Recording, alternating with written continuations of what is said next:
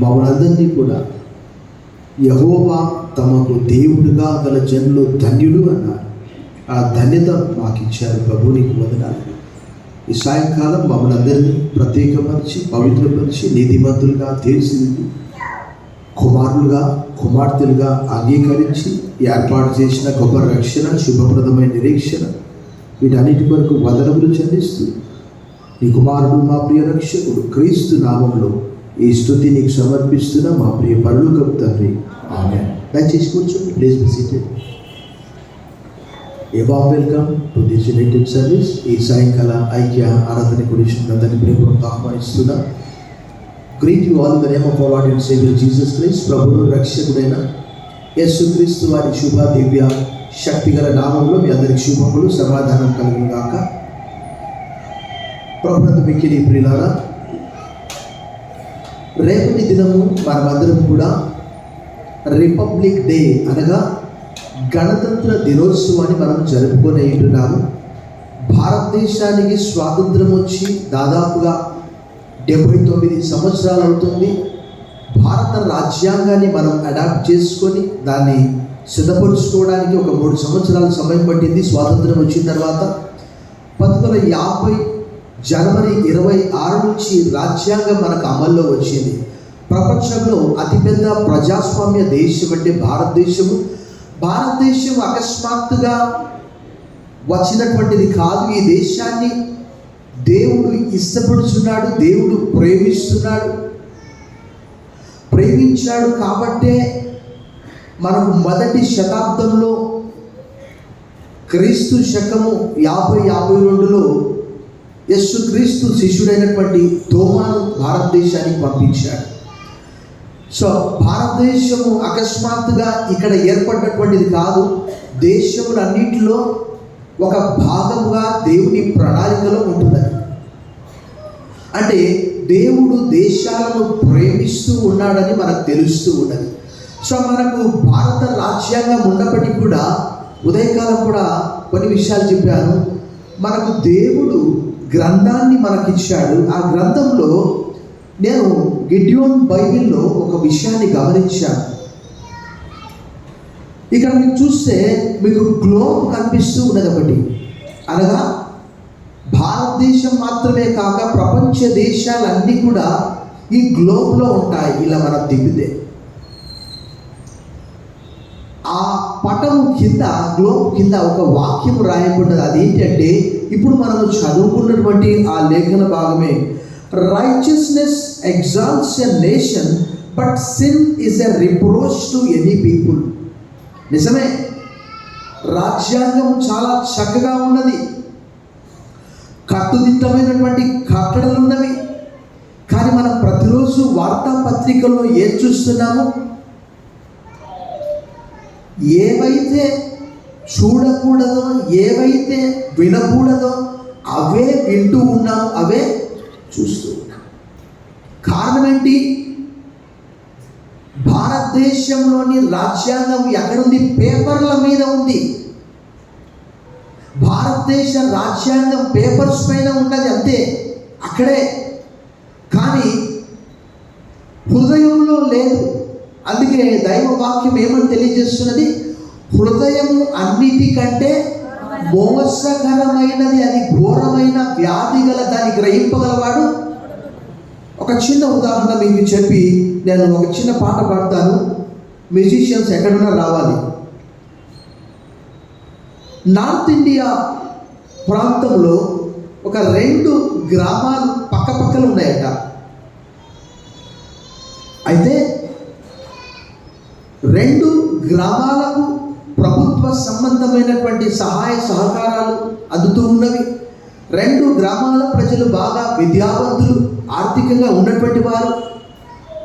కానీ ఒక 10-15 సంవత్సరాల తర్వాత చూస్తే ఒక గ్రామము ఎంతో భయంకరమైనటువంటి పరిస్థితుల్లో ఉన్నది. కారణం ఏంటంటే అక్కడ అవినీతి, దొంగతనము, మోసము, వ్యభిచారము, త్రాగుడు ఇవన్నీ ఉన్నాయి. కాబట్టి ఆ గ్రామము అభివృద్ధి చెందలేదు. అందుకే దైవవాక్యము చదివాము. ఏం చదివాము? నీతి జనములు ఘనతకెక్కుటకు కారణము, పాపము ప్రజలకు అవమానం తెచ్చు. ఈ గ్రామము అభివృద్ధి పొందింది, మరొక గ్రామం అభివృద్ధి పొందలేదు. కారణం ఏంటి? అక్కడ నిన్న మన సంక్రాంతి జరిగింది. మనకు మీకు చెప్తే ఆశ్చర్యపోతారు తెలుసా? ఒక ఆంధ్రప్రదేశ్లోనే ఎంత తాగారు తెలుసా? 1700 కోట్ల రూపాయల మద్యం తాగేశారట. ఒకటి కాదు, రెండు కాదు, 1700 కోట్లట. ఇంకా దానికంటే ఎక్కువనే. చూడండి, కష్టపడి సంపాదించిందంతా కూడా ఎక్కడ పోతుంది? మద్యానికే పోతుంది. అలాగే రాజ్యాంగం ఎంత కట్టుదిట్టంగా ఉన్నప్పటికీ కూడా ప్రజలలో పాపం ఆగట్లేదు. కారణం ఏంటంటే అది పేపర్లకే పరిమితము. కానీ దేవుని వాక్యంలో ఇలా రాయబడినది. యెహెజ్కేలు గ్రంథము 36వ అధ్యాయము 26వ వచనంలో భక్తుడు యెహెజ్కేలు ద్వారా దేవుడి మాట సెలవిస్తున్నాడు. ఒక్కసారి మనం చూద్దాం.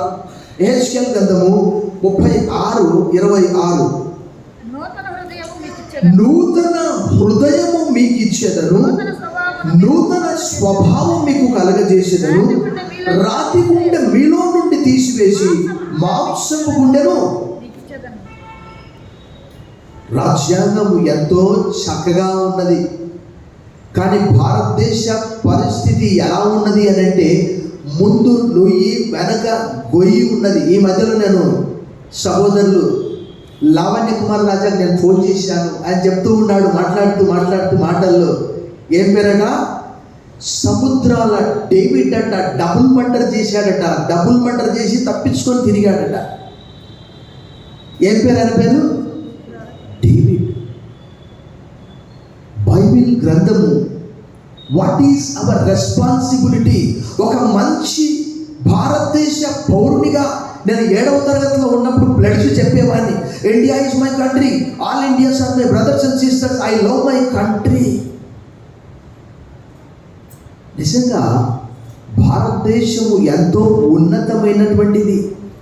భిన్నత్వంలో ఏకత్వము, ఆయా భాషలు, ఆయా సంస్కృతి, ప్రతి 100 కిలోమీటర్కి ఒక సంస్కృతి, ప్రతి 200 కిలోమీటర్కి కొన్నిసార్లు భాష మారుతూ ఉంటుంది, యాస, స్లాంగ్. బట్ అన్నింటిలో కూడా భారతదేశంలో దేవుడు మనం ఉంచినందుకు ఒకసారి మనం బిగ్గరగా చప్పట్లు కొట్టాం.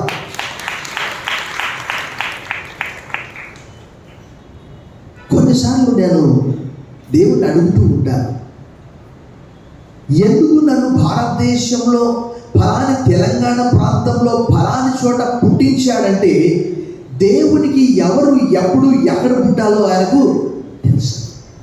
అలాగే మనం భారతదేశంలోని ఆంధ్రప్రదేశ్ ప్రాంతంలో, రాష్ట్రంలో, నెల్లూరు జిల్లాలో ఉండాలని దైవ చిత్తమై ఉన్నది. మొట్టమొదటిగా మనం చూస్తే ఈ దేశాలన్నీ కూడా దైవ చిత్తమై ఉంటున్నవి. God is interested in nations. దేశములు ఆ రోజు నినివేకి ఎవరిని పంపించాడు? యోనాను పంపించాడు. ఆయన అన్నాడు 4వ అధ్యాయం చివరి వచనంలో చూస్తే అక్కడ ఏమన్నాడంటే ఒకే ఒక మాట అన్నాడు, నీవు ఒక్క రోజులో ఎండిపోయినటువంటి చెట్టు గురించి నీవు చింతిస్తున్నావు. కానీ చూడండి ఒకసారి యోనా గ్రంథము 4వ అధ్యాయంలో చివరి వచనం, 120,000 కంటే ఎక్కువై కుడి ఎడమలు ఎరగ 4:11 జనమును బహు పశువులను గల నినివే మహాపురం విషయంలో నేను విచారపడవద్దా అని యోనాతో. అంటే ఆ కాలంలోనే క్రీస్తు పూర్వం, ఇది దాదాపుగా యోనా గ్రంథం అంటే మనకు కిందికి ఒక 6వ శతాబ్దము లేక 7వ, అంతకంటే ముందే ఇది ఆమోస్ అంటే 8వ శతాబ్దం. క్రీస్తు పూర్వము 800 సంవత్సరంలో 1,20,000 జనాభా కలిగినటువంటి ఆ మహా పట్టణాన్ని దేవుడు ప్రేమిస్తూ ఉన్నాడు. దాన్నే మనం యోహాను 3:16 మనం చెప్పుకోవచ్చు. అంటే మరొక లేఖన భాగం చూడండి, కీర్తనల గ్రంథము 22:28. కీర్తనల గ్రంథము 22:28.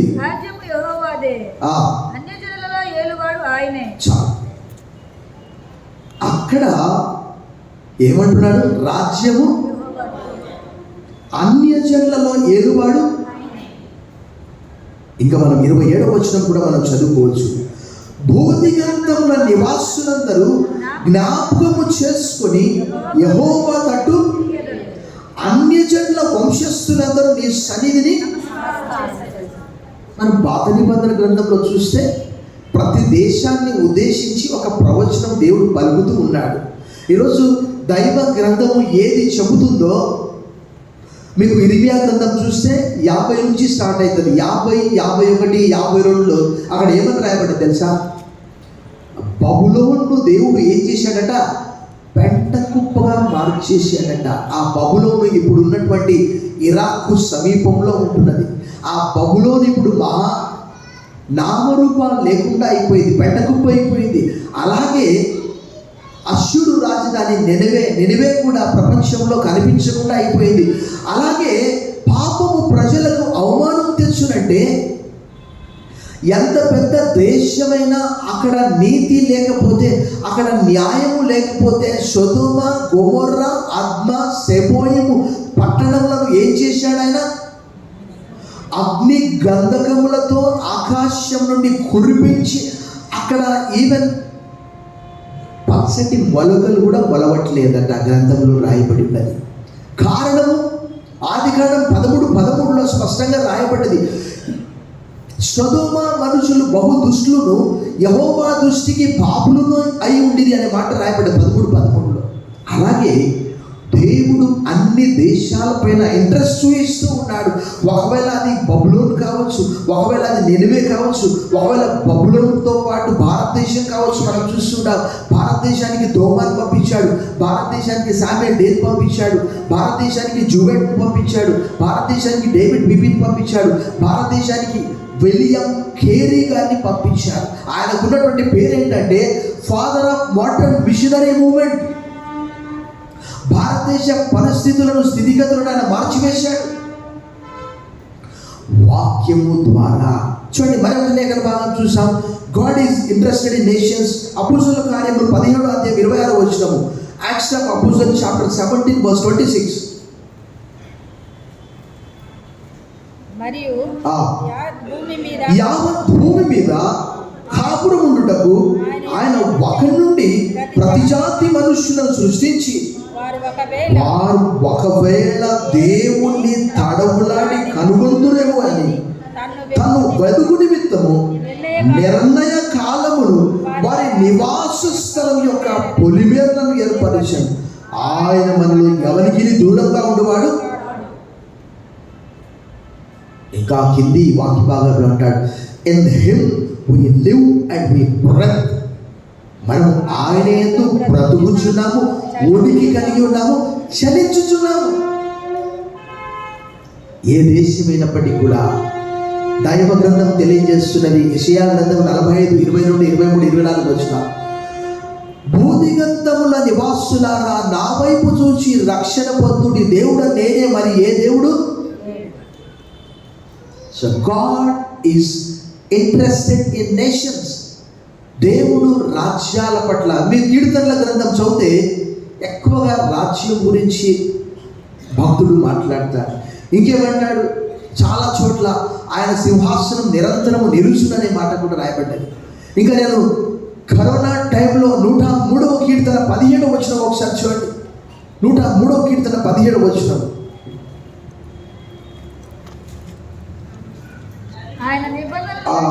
ఒక్క సెకండ్. 19వ వచనం. యెహోవా ఆకాశమందు తన సింహాసనము స్థిరపరిచి ఉన్నాడు, ఆయన అన్నిటి మీద రాజ్య పరిపాలన.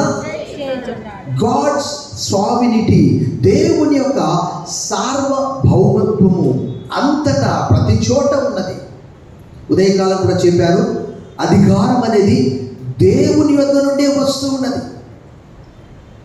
కాన్స్టిట్యూషన్ అడాప్ట్ చేస్తున్నారంటే అన్ని దేశాల్లో నుంచి, ముఖ్యంగా క్రైస్తవ దేశాల్లో ఉన్నటువంటి కాన్స్టిట్యూషన్ కూడా, మ్యారేజ్ లైసెన్స్ యాక్ట్ కూడా అప్పటిదే నడుస్తుంది. ఇంకా దాన్నే రకరకాలుగా చెప్తూ ఉంటారు. ప్రభునందు మిక్కిలి ప్రియులారా, ఈ సాయంకాలం God is interested in nations. దేవుడు దేశముల పట్ల ఆసక్తి కలిగి ఉన్నాడు. కాబట్టే భారతదేశానికి మిషనరీస్ను పంపించి నన్ను ఆయా భక్తుల ద్వారా, సేవకుల ద్వారా, సువార్థికుల ద్వారా, మిషనర్ల ద్వారా, కాపర్ల ద్వారా, క్రిస్టియన్ వర్కర్స్ ద్వారా మనల్ని రక్షించాడు. మనం రక్షించబడ్డాము. ఇప్పుడు మందిరంలో కూర్చున్నామంటే దేవుని వాక్యం ఏమని చెప్తున్నది? యెహోవా తమకు దేవుడుగా గల జనులు. ఒక చిన్న పాట పాడదాం మనము. జయరాజు యేసు జెండ కింద సేవకు వస్తివి అనే పాట పల్లవి కొన్ని చరణాలు పాడదాం. జయరాజు యేసు జెండ కింద సేవకు వస్తివి అనే పాట ఉన్నది. 197. జయరాజు యేసు జెండ క్రింద సేవకు వస్తిమి. జయరాజు యేసు జెండ క్రింద సేవకు వస్తిమి. భయం లేక పరమ బలముంది మేము పనిని చేయుదుము. జయ గీతం పాడి యోధము చేసి జయమును సేనానాయకుడు నడిపించగమాము దేవనామములో. సేనానాయకుడు నడిపించగమాము దేవనామములో. దిన సేవకులమై దినమును వెంబడించి పనిని చేయుదుము. జయ గీతం పాడి యుద్ధము చేసి జయమును దేశవాసులెల్లరూ దేవునితో సహవాసముందుటకై. దేశవాసులెల్లరూ దేవునితో సహవాసముందుటకై. వాంఛించు సైతాన్ వల నుండి మందిని విడిపించుటమ పని. జయ గీతం పాడి యుద్ధము చేసి జయమునొందెదము. హిందూ దేశమంతరి ఎప్పుడు యేసు స్వార్థమగుచున్నదు. హిందూ దేశమంతరి ఎప్పుడు యేసు స్వార్థమగుచున్నదు. అంధకారం తొలగి వెలుగు కాలము పరాదులాగలెను. జయ గీతం పాడి యుద్ధము చేసి జయమునొందెదము. భక్తుడు పాట రాస్తున్నాడు. హిందూ దేశమంతయు కూడా ఎప్పుడు నీకు స్వంతమగును అని అంటున్నాడు. నిజమే. ఈరోజు భారతదేశంలో రక్షింపబడని ప్రజలు కోకొల్లలుగా ఉంటున్నారు. రక్షింపబడిన వారి సంఖ్య తక్కువగా ఉంటున్నదని మనం తెలుసుకుంటున్నాం. రెండవదిగా చూస్తే రైచియస్నెస్ ఎగ్జాల్ట్స్ ద నేషన్. నీతి జనములు ఘనతకెక్కుటకు కారణం. భారతదేశ మిలిటరీ కాదు గొప్పతనము. భారతదేశ రక్షణ సైన్యం కాదు గొప్పతనము. భారతదేశ బంగారం కాదు, భారతదేశ వెండి కాదు, భారతదేశ సరిహద్దులు పటిష్టంగా ఉన్నాయని కాదు.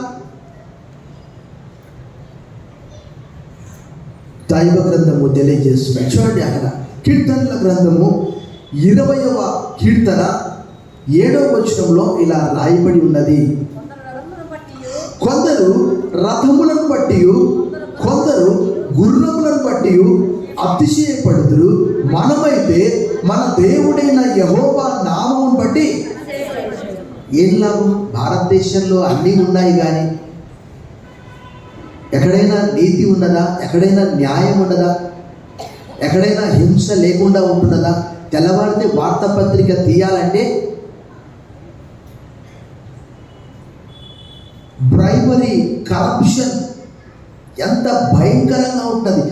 ఏ దేశము ప్రశాంతంగా ఉంటుంది అంటే, ఏ దేశంలో దేవుని భయం ఉంటున్నదో, ఏ దేశంలో దేవుణ్ణి ఆరాధిస్తూ ఉన్నారో, ఏ దేశంలో నీతి ఉన్నదో, ఏ దేశంలో న్యాయం ఉన్నదో, ఏ దేశంలో యథార్థత ఉంటున్నదో. మన పాత నిబంధనలో చూస్తాము. ఏం చూస్తాం? సొదొమ, గొమొర్రా, అద్మ, సెబోం యొక్క ప్రజలు ఎలా ఉన్నారు? భయంకరమైనటువంటి వ్యభిచారంతో నిండి ఉన్నారు. కాబట్టి ఆ పట్టణాలన్నీ కూడా దేవుడు ఏం చేశాడు? అగ్ని గంధకములతో కాల్చివేశాడు. ఈరోజు భారతదేశం కూడా అతిపెద్ద ప్రజాస్వామ్య దేశం అని మనం చెప్పుకుంటూ ఉన్నాం. కానీ ఒక ఐపీఎస్ అధికారి కర్ణాటక రాష్ట్రంలో ఉన్నతమైనటువంటి స్థితిలో ఉండి ఏం చేస్తున్నాడు? రాసలీలలు బట్టబయలు అయిపోయాయి. ఒక సీసీ కెమెరా పాపాన్ని బయటపెడితే దేవుని కళ్ళు ఎంత పెద్ద సీసీ కెమెరా చూస్తూ ఉండేవి ఆయన కన్నులు. మంచివారిని చెడ్డవారిని అన్నీ కూడా గమనిస్తూ, ఎంత పెద్ద దేశం అని కాదు, ఎంత అభివృద్ధి చెందిందని కాదు. ఉదయకాలం కూడా చెప్పాను, 2012వ సంవత్సరంలో నిర్భయ అనే ఒక బాలికను ఏం చేశారండి? ఎంతమందికి జ్ఞాపకం ఉన్నది? ఘోరాతి ఘోరంగా బస్సులో రాత్రంతా కూడా చలిలో తిప్పుతూ, దాన్ని చెప్పాలంటేనే ఎంత భయానకంగా, వాళ్ళంతా కూడా మైనర్సే. మళ్ళీ 14 సంవత్సరాల క్రితం ఈ సంఘటన జరిగింది. ప్రపంచమంతా, భారతదేశమంతా నివ్వెరపోయింది.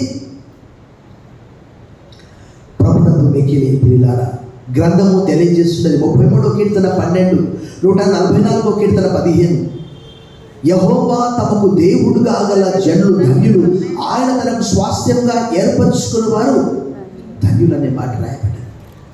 ఎంత పెద్ద మిలిటరీ ఉన్నదని కాదు, ఎంత పెద్ద సైన్యం ఉన్నదని కాదు, ఎంత జీడిపి ఉన్నది కాదు అన్నది కాదు, ఎంత ఆర్థికంగా బలంగా ఉన్నదని కాదు, ఎంత నైతిక విలువలు. ఎంతని చెప్పారు? ఆ నిర్భయ అనే ఆ బాలిక యవనస్తురాలు ప్రయాణం చేసే సమయంలో కొంతమంది ఘోరంగా భయానకంగా ఆమె కడుపులో రాడ్డు వేసి పేగులు బయటికి తీశారట. ఇది మన భారతదేశ సంస్కృతి. ఇంకా ఈ మధ్యలో విన్నారు, ఎవరో చెప్పారు, బీసీ హాస్పిటల్లో ఒక ఆస్ట్రేలియా మహిళ అక్కడ వస్తే ఆమెను షీ ర్యాన్ నాకెడ్, నగ్నంగా ఆమె బయటికి వెళ్ళి ట్రౌమాలకు వెళ్ళిపోయిందట. ఆ సన్నివేశాన్ని, ఆ సంఘటన, అది మన భారతదేశం, అది మన భారతదేశ పరిస్థితి. అది స్త్రీలకు ఇచ్చే గౌరవం, అది స్త్రీలను గౌరవించే పద్ధతి. అది ఎక్కడున్నదండి? Where there is no violence there will be God. హింస లేనటువంటి దేవుడు ఇశ్రాయేలు ప్రజలను శిక్షించింది అందుకే కదా. ఈ భూమిని మీరు రక్తంతో తడిపారు కాబట్టి నేను శిక్షిస్తా. You will be scattered around the countries. మీరు అంతటా చెదరగొట్టబడతారు. ఇశ్రాయేలు ప్రజలు తప్పు చేసిన దేవుడు చూస్తూ ఊరుకుండలేదు. కొందరు గుర్రములను బట్టి, కొందరు రథములను బట్టి అతిశయపడతారు. మనమైతే ప్రభు అయిన యెహోవాను బట్టి అతిశయపడతాం. మూడవదిగా చూస్తే, పాపము ప్రజలకు అవమానం తెచ్చును. కయీను ఏమన్నాడు? దేవుడు కయీనుతో ఏమన్నాడు? నీవు సత్క్రియ చేసిన యెడల తల ఎత్తుకొనవా, దుష్క్రియ చేసిన యెడల వాకిట పాపం పొంచి ఉండును, దాని పట్ల నీకు కోరిక కలుగుతున్నది. దేవుడు అన్నాడు, నీకు నాకు మధ్యలో వచ్చేదేంటి? నీ పాపమే. యెషయా గ్రంథము 59వ అధ్యాయం 2వ వచనం చూడండి ఒకసారి. Book of Isaiah chapter 59 verse 2. మీ పాపములు ఆయన ముఖమును మీకు మరుగు చేయపరచను కనుక ఆయన ఆలకింపుకున్నాడు. పాప పాపము చేసే వారిని చూసి, ఇందాక మనం చెప్పుకున్నాం, క్రైస్తవులని చెప్పుకునేవారు కూడా ఈరోజు నేను చెప్పాను సముద్రాల డేవిడ్ అంట. ఆ ఇంటి పేరే ఒక విచిత్రంగా ఉన్నది.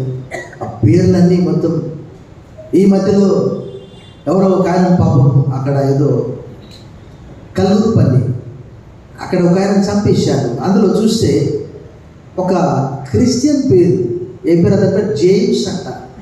చూడండి ఎంత విచిత్రంగా ఉన్నది. ప్రభునందు మిక్కిలి ప్రియులారా, వాట్ ఈస్ అవర్ రెస్పాన్సిబిలిటీ? మన బాధ్యత ఏమిటి? దైవవాక్యం ఏమని తెలియజేస్తున్న చూడండి. అక్కడ దినవృత్తాంతములు 2వ గ్రంథము 7వ అధ్యాయము 14వ వచనం ఇలా తెలియజేస్తున్నది. ఒకసారి చూడండి.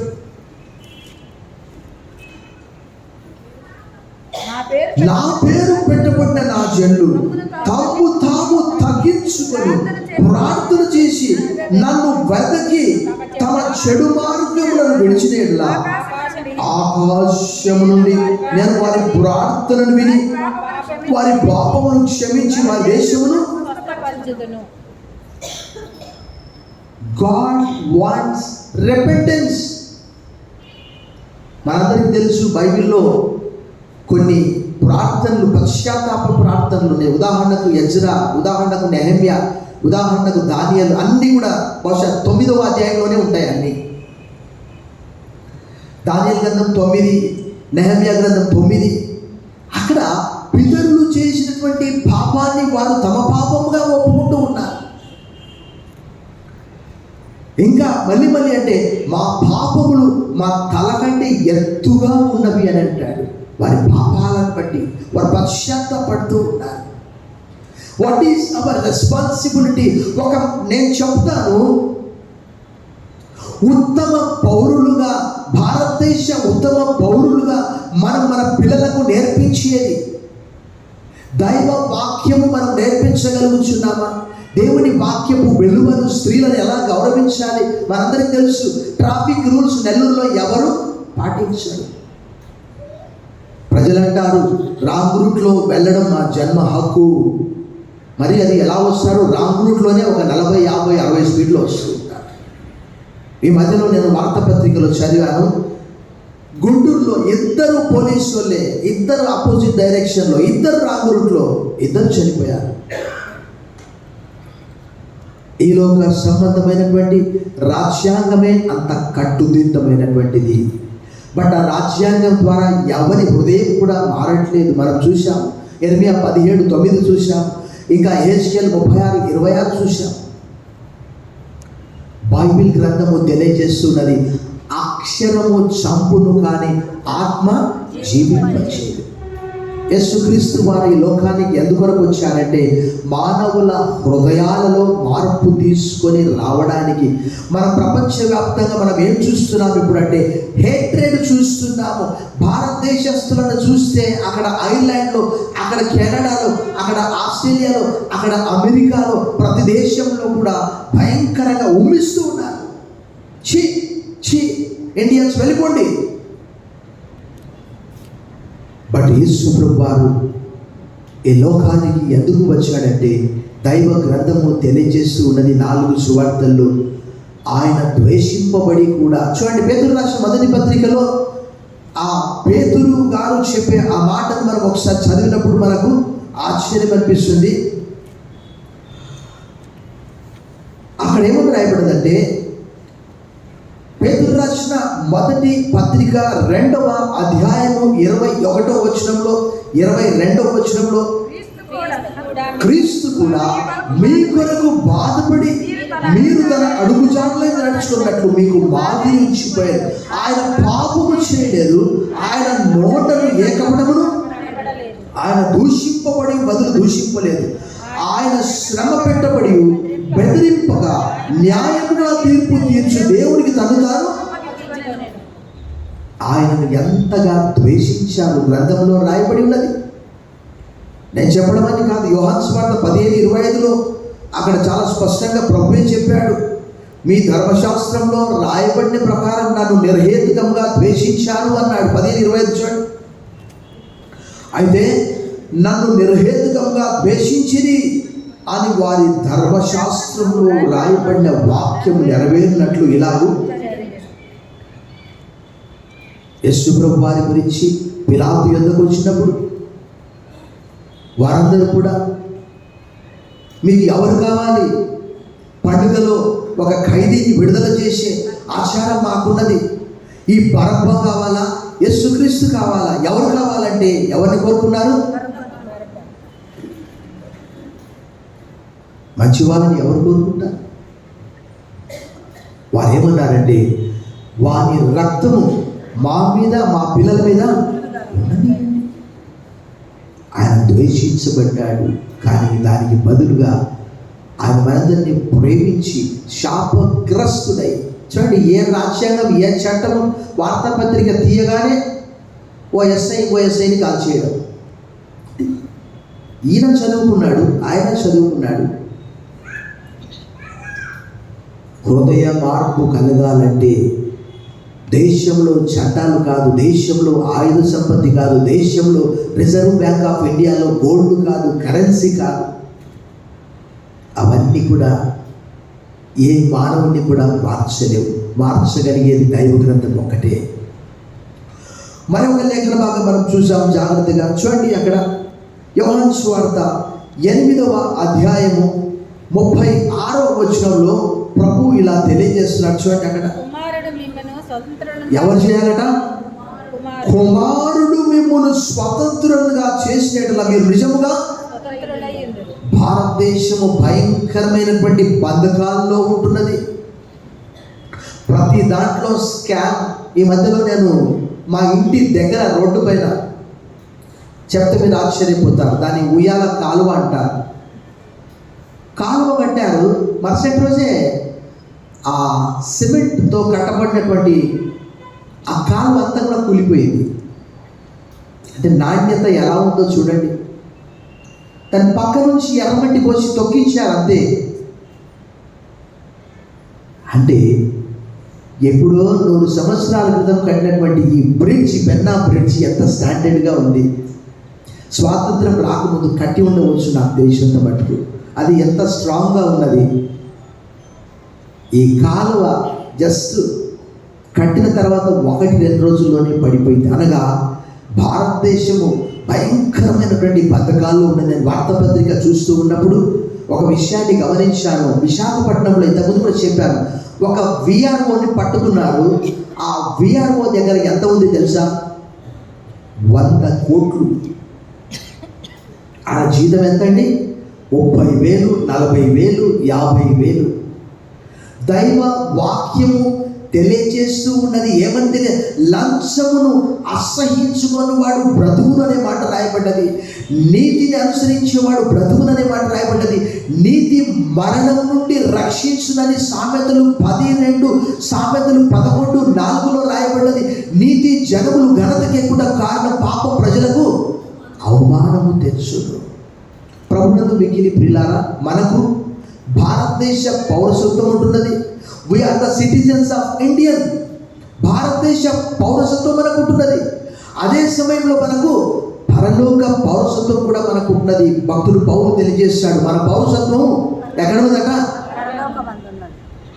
దైవ గ్రంథము తెలియజేస్తున్నది. ఏమని తెలియజేస్తున్నాడు చూడండి. మత్తయి సువార్త 6వ అధ్యాయము 33వ వచనాన్ని మనం చూసాం. మత్తయి సువార్త 6వ అధ్యాయం 33. కాబట్టి మీరు ఆయన రాజ్యమును నీతిని మొదట వెతుకుడి, అప్పుడు అవన్నీ మీకు అనుగ్రహింపబడును. కాబట్టి మీరు ఏం చేయాలట? ఆయన రాజ్యమును నీతిని మొదట వెదకుడి, అప్పుడు అవన్నీ మీకు. అవన్నీ అంటే పైన దేని గురించి? ఆహారం గురించి, వస్త్రాలను గురించి, మళ్ళీ చెప్పాలంటే రేపటిని గురించి. ప్రభునందు మిగిలి ప్రియులారా, ఈ సాయంకాలం మనము ఎలాంటి మంచి పౌరులముగా ఉండగలము, భారతదేశంలో మన పిల్లలకు ఎలాంటి వాల్యూస్ నేర్పించగలుగుతున్నాం మనం చూస్తాము. కొంతమంది పిల్లలు ఒక మోటార్ సైకిల్ అడగగానే తల్లిదండ్రులు పెద్ద పెద్ద బండ్లు ఇప్పించేస్తారు. మనం చూసాము అజారుద్దీన్ కుమారుడు, బాబు మోహన్ కుమారుడు, ఇంకా చాలామంది సెలబ్రిటీస్ కుమారులు ఏమైపోయారని వారంతా కూడా యాక్సిడెంట్లో చనిపోయారు. ఇక్కడ మంత్రి నారాయణ కుమారుడు కూడా నెల్లూరు రావడం కంటే ముందుగా హైదరాబాద్లో మెట్రో పిల్లర్ కొట్టాడు. బహుశా పిల్లర్ గట్టిగా ఉందో లేదో అని చెప్పి టెస్ట్ చేశాడేమో తెలియదు. ఏమైపోయాడు?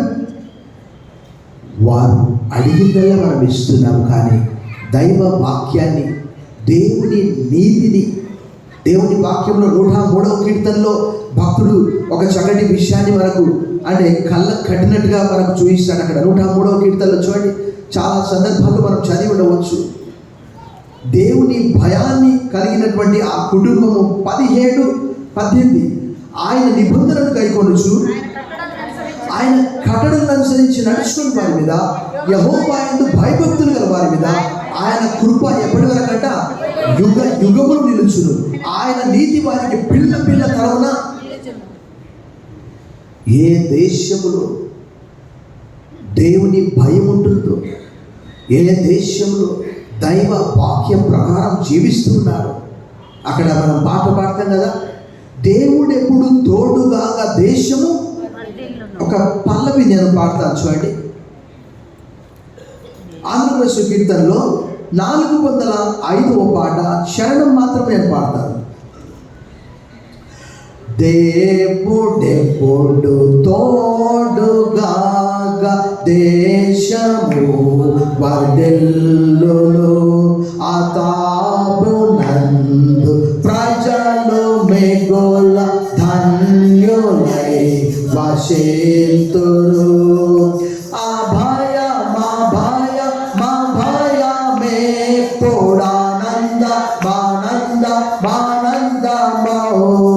దేవుడే నాకాశ్రయము, దివ్యమైన దుర్గము, మహావినోదు కాపదల సహాయుడై కందోచును. అభయమే పూర్ణానంద ఆనందమౌగా దేవుడే నాకాశ్రయము, దివ్యమైన దుర్గము, రాజ్యములు కట్టించిన భూరాష్ట్రములు ఘోషించిన భోజుడవు యెహోవావై తోని సంహరించును.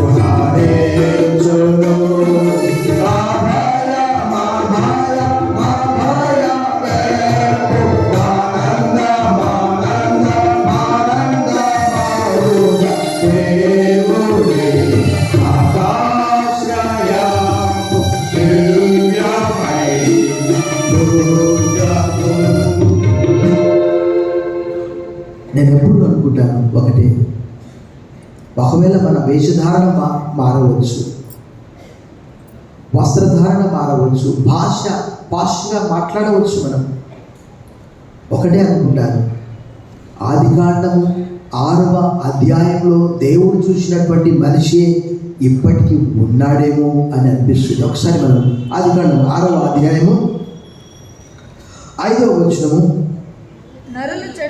నరుల చెడుతనము భూమి మీద ఎలా ఉన్నదట గొప్పదనియు, వారి హృదయం యొక్క తలంపుల్లోని ఊహ అంతయు ఎల్లప్పుడూ కేవలం చెడ్డదని యెహోవా చూసి తన భూమి మీద నరులను చేసినందుకు యెహోవా సంతాపమునంది తన హృదయంలో. అదే ప్రకారం 11, 12 వచనాలు, భూలోకము యెహోవా దేవుని సన్నిధిన చెడిపోయి ఉండెను, భూలోకము బలాత్కారముతో నిండి ఉండెను. దేవుడు భూలోకమును చూసినప్పుడు అది చెడిపోయి ఉండెను, భూమి మీద సమస్త శరీరులు తమ మార్గమును. ఇప్పుడు కూడా మానవులు అలాగే ఉన్నారు. క్రైమ్, హర్రర్ మూవీస్ చూసి మనిషిని ఎన్ని ముక్కలు చేయాలనో మెషిన్ తీసుకొచ్చి ముక్కలు చేసేస్తున్నారు. బైబిల్ గ్రంథము తెలియజేస్తున్నది, ప్రేమ మరణమంత బలవంతమైనది, ఈర్ష్య పాతాళమంత కఠోరమైనది. ఒక వ్యక్తి మనకు ఇష్టం లేకపోతే ఎన్ని రకాలుగా హింసించాలో అన్ని రకాలుగా హింసిస్తూ ఉంటాం. బట్ బైబిల్ గ్రంథము మనం చదివినప్పుడు భక్తులందరూ కూడా ఏ దేశంలో ఉన్నప్పటికీ, యోసేపు ఐగుప్తు దేశంలో ఉన్నాడు కానీ దైవ వాక్యాన్ని మరచిపోలేదు. దానియేలు బబులోను దేశంలో ఉన్నాడు కానీ దేవుని విశ్వాసాన్ని విడిచిపెట్టలేదు. యోసేపు అన్నాడు, ఒక స్త్రీ వచ్చి బలవంతం చేసినప్పుడు మనము క్రైస్తవ ఉద్యోగస్తులుగా, ఒక డాక్టర్గా, ఒక ఇంజనీర్గా, ఒక పోలీస్గా, రకరకాల డిపార్ట్మెంట్లలో మనం ఉంటూ ఉండవచ్చు. కానీ భారతదేశాన్ని చెరిపివేసే గొప్ప భయంకరమైనటువంటి విషయం ఏంటంటే కరప్షన్, అవినీతి. పేదలకు అందవలసినటువంటిది ఏదైనా ఉంటే అది కూడా అంటారు కదా, మింగివేయడము. కానీ దేవుడు పేదల పట్ల శ్రద్ధ కలిగి ఉన్నాడు. మన బాధ్యత మన భారతదేశ నాయకుల కొరకు మాత్రమే కాదు, అధికారుల కొరకు కూడా ప్రార్థించవలని భక్తుడు పౌలు తిమోతికి రాసిన మొదటి పత్రిక 2వ అధ్యాయం మొదటి 2 వచనాల్లో చెప్తాడు. ఇర్మియా గ్రంథం 29వ అధ్యాయం 7వ వచనంలో కూడా మీరు నివసించే దేశం యొక్క క్షేమం కొరకు ప్రార్థన చేయండి, ఆ దేశ క్షేమమే మీ దేశ క్షేమం అని అన్నాడు. మనం చూస్తూ ఉన్నాం బైబిల్ గ్రంథంలో దేవుడు లేనటువంటి బబులోను, దేవుడు లేనటువంటి అష్షూరు, దేవుడు లేనటువంటి సొదొమ, గొమొర్రా, అద్మా, సెబోయిము పట్టణాలు ఏమైపోయాయి? ఒకవేళ దేవుడు భారతదేశంలో లేకపోతే అబ్రహాము కదా ప్రభా దుష్టులతో కూడా నీతిమంతులను నాశనం చేస్తావా అన్నట్టు మనమందరము కూడా ఈ లోకానికి ఎవరమట? ఉప్పట, వెలుగట. We are the salt of the earth, we are the light of the world. ప్రభువు చెప్పాడు, నా మాటగా కాదు, మత్తయి సువార్త 5వ అధ్యాయం 13-14 వచనాల్లో రాయబడ్డది. దీపం అంటించి ఎవరు కూడా కొంచెం క్రింద పెట్టాలని అన్నాడు ప్రభు. మనుషులు మీ సత్క్రియలు చూసి పరలోకమందున మీ తండ్రిని మహిమపరచినట్టు వారి యందు మీ వెలుగు ప్రకాశింపనియండి. ప్రభు మనను భారతదేశంలో ఫలాని చోట ఉంచాడు అని అంటే వాట్ ఈస్ అవర్ రెస్పాన్సిబిలిటీ? మనం మన పొరుగు వారి కొరకైనా ప్రార్థన చేయగలుగుతున్నామా? అధికారుల కొరకు ప్రార్థన చేయగలుగు. మేమైతే మా ఇంటి ముందు రోడ్డు లేదు, అంతగా వేస్తున్నారు కానీ మా ఇంటి ముందు రోడ్డు మాత్రం వేస్తలేదు. ఎక్కడో దాదాపుగా 1 కిలోమీటర్ దూరం నుంచి రోడ్డు వేస్తున్నారు కానీ మాకు మాత్రం రోడ్డు లేదు. చూడండి పరిస్థితి, భయంకరమైనటువంటి దొమ్ము, భయంకరమైనటువంటి దోమలు. సో ప్రతిరోజు కూడా ఫ్యామిలీ ప్రేయర్లో ప్రభా మా ఇంటి ముందు ఉన్నటువంటి ఈ రోడ్డు వేయాలి, ప్రభుత్వ అధికారులకు మంచి మనసు దయచేయండి. చూడండి భారతదేశం పరిస్థితి. భారతదేశం అంటే చెత్త, చెత్త అంటే భారతదేశం. అందుకే చాలామంది విదేశాలకు వెళ్ళిపోవాలని అనుకుంటున్నారు. ఎందుకంటే అక్కడ clean and green city. Even chocolate తిని కూడా రోడ్డు పైన వేయరు. అనేక సందర్భాల్లో నేను మోటార్ సైకిల్ పైన వెళ్తున్నప్పుడు ఇక్కడ అన్నమయ్య సర్కిల్ దగ్గర ఒక వ్యక్తి సీతాఫల్ పండు తిని బయట పడేసి నా మీద పడ్డది. అలాంటి దేశం ఉమ్మించిన ఆశ్చర్యపోవాల్సిన అవసరం లేదు. కనీసం ఎవరైనా ఉన్నారా? ప్రభునందు మిక్కిలి ప్రియులారా, Bible teachers us even the cleanliness is next to godliness అని ఆంగ్లంలో సామెత ఉన్నది. అపవిత్రమైన వస్త్రములు వేసుకున్నటువంటి యాజకునితో అపవాది నిలిచుండి తన మీద నింద మోపే సమయంలో దేవుడు నూతన వస్త్రాలు ఇచ్చినట్టు జకర్యా గ్రంథంలో రాయబడ్డే. ఒకసారి మనం జకర్యా గ్రంథం మనం తీసి చదువుదాం. ఆ లేఖన భాగం బుక్ ఆఫ్ జకర్యా గ్రంథంలోని ఆ 3వ అధ్యాయం చూడండి. మనం మొదటి వచనము, మరి యెహోవా దూత ఎదుట ప్రధాన యాజకుడైన యెహోషువ నిలవబడ్డయు సాతాను ఫిర్యాది అయి అతని కుడిపార్శ్వ నిలవబట్టి అతడు నాకు కనపరచును. సాతాను యెహోవా నిన్ను గద్దించును, యెరూషలేమును కోరుకొని యెహోవా నిన్ను గద్దించును, ఇతడు అగ్నిలో నుండి తీసిన కొడుకులే ఉన్నాడు కదా అని యెహోవా దూత సాతాను. యెహోషువ ఎలా ఉన్నాడట? మలిన వస్త్రములు ధరించిన వాడై దూత సముఖంలో నిలబడి ఉండగా దూత దగ్గర నిలిచిన వారిని పిలిచి ఇతని మాయిల బట్టలు తీసివేయడని ఆజ్ఞాపించి నేను నీ దోషములు పరిహరించి ప్రశస్తమైన వస్త్రములతో నిన్ను అలంకరించున్నానని సెలవించాను. మనం నివసించే ప్రాంతం మనం క్లీన్గా పెట్టుకోవాలి. క్రైస్తవులు ఆదివారం మాత్రం తయారై చర్చికి వెళ్తారు, కానీ వాళ్ళ పరిసరాలు కానీ వాళ్ళ ఇల్లు కానీ శుభ్రంగా ఉండదు అని అంటారు కొద్దిమంది. అలా ఉండడానికి వీలు లేదు. మన ప్రభు పరిశుద్ధుడు. Be holy as I holy అని అన్నాడు. ఉదయకాలం భారతదేశ ఉత్తమ పౌరుడుగా నేను చెప్తాను, ఈ గ్రంథము ఎవరైతే పఠించి దాన్ని గైకొంటారో ఒక మంచి పౌరునిగా, భర్తగా, భార్యగా, అధికారిగా తప్పకుండా మనం జీవించగలం. సో ఈ దినం మనము వాట్ ఈస్ అవర్ రెస్పాన్సిబిలిటీ, దేవుని ప్రజలముగా మనల్ని మనము దేవునికి సరెండర్ చేసుకోవాలి. మనలో ఏదైనా అపవిత్రత ప్రభువుకు ఆయాసకరమైందంటే పౌలు రోమీయులకు రాసిన పత్రిక 12వ అధ్యాయంలో చక్కటి మాట చెప్తారు. చూడండి ఆ మాట, letter of Paul to the Rome, ఆ మాట చదివి మనం ముగించుకుంది. Letter of Paul to the Roman chapter 12, చాలా చక్కటి మాట అది. అక్కడ ఏమని రాయబడ్డదంటే 17వ వచనం చదివి మనం ముగిస్తాం. కీడుకు ప్రతి కీడు ఎవరికి చేయవద్దు, మనుషులందరి దృష్టికి యోగ్యమైన వాటిని గురించి ఆలోచన కలిగి ఉండి. ఫుట్ నోట్స్లో చూడండి, అక్కడ ఈ పని చేస్తే మనకెంతో స్వేచ్ఛ ఇచ్చాడు, స్వాతంత్రం ఇచ్చాడు. కానీ మరలా ఆ స్వేచ్ఛ, ఆ స్వాతంత్రాన్ని మనము దుర్వినియోగం చేయడానికి వీల్లేదు. నేను ఈ పని చేయడం వల్ల, ఈ వస్త్రాలు ధరించడం వల్ల ఎవరికైనా హాని కలుగుతుందా అది కూడా మనం ఆలోచన చేయాలి. పౌలు గారు మరొక విషయాన్ని కూడా తెలియజేస్తారు, అది నాకు జ్ఞాపకం వస్తుంది. గలతీ 5:13, గలేషియన్స్ 5:13, గలతీయులకు రాసిన పత్రిక 5:13. సోదరులారా, మీరు స్వతంత్రులుగా ఉండకు పిలువబడింది. అయితే ఒక మాట, ఆ స్వాతంత్రమును శారీర క్రియలకు హేతువు చేసుకొనక ప్రేమ కలిగిన వారై ఒకరికొకడు. దేవుడు స్వేచ్ఛ ఇచ్చాడు కదా, నా చేతిలో డబ్బు ఉంది కదా అని మనం అనుకుంటే దాన్ని ఎలా సద్వినియోగం చేసుకోవాలో కూడా జ్ఞానం కావాలి. సో దేవుడు భారతదేశ ప్రజలను మనందరినీ కూడా ప్రేమిస్తున్నాడు. భారతదేశ ప్రజలు కూడా దేవుని ప్రణాళికలో ఉన్నారు. యోహాను 3:16 ప్రకారం, for God so loved the world that he gave his only begotten son, whoever believes in him shall not perish but may have eternal life. దేవుడు లోకంలో ఎంతో ప్రేమించాడు. లోకం అంటే ఇది కూడా. లాస్ట్ బట్ నాట్ లీస్ట్, స్వాతంత్ర సమరయోధులు దేశం వరకు ప్రాణం పెట్టారు. ఒకవేళ త్యాగం చేయవచ్చు, పోరాడవచ్చు, కానీ మన ప్రభు మనందరి కొరకు కలువరి శిలువలో ప్రాణం పెట్టాడు. తల వంచండి, ప్రార్థన చేశాం. సర్వశక్తి గల దేవా, రేపటి దినము భారతదేశంలో దాదాపుగా 76 సంవత్సరాల గణతంత్ర దినోత్సవాన్ని మేము పూర్తి చేసుకుంటున్నాం. ప్రభా నీకు వందనాలు. ఈ రాజ్యాంగం అనేది కేవలం పేపర్లపైనే ఉంటున్నది. ప్రతిరోజు వార్తాపత్రిక, ప్రతిరోజు వార్తలు ఓపెన్ చేసినప్పుడు, చూసినప్పుడు భయంకరమైనటువంటి వార్తలు మేము చూడగలుగుతున్నాం. భారతదేశ ప్రజలను రక్షించండి ప్రభు. ఈ సాయంకాలం మమ్మల్ని రక్షణతో ఆశీర్వదించినందుకు వందనాలు చెల్లిస్తూ యేసు నామములో ప్రార్థిస్తున్నాం తండ్రి, ఆమేన్.